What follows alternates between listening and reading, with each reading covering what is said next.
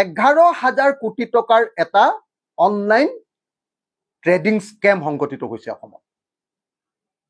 এই যে কিবা বিশাল ফুকন, এই যে কি বৰ্মন, দীপাংকৰ ন, দীপাংকৰ বৰ্মনৰ কেছটোত 7,000 কোটি টকা, বিশাল ফুকনৰ কেছটোত 2,000 কোটি টকা, 7-2-9, আৰু বাকী গোটেই অগৰং বগৰং গোটেইবিলাক ধৰিলে টোটেল হৈ গ'লগে 11,000 কোটি টকাৰ কেলেংকাৰী।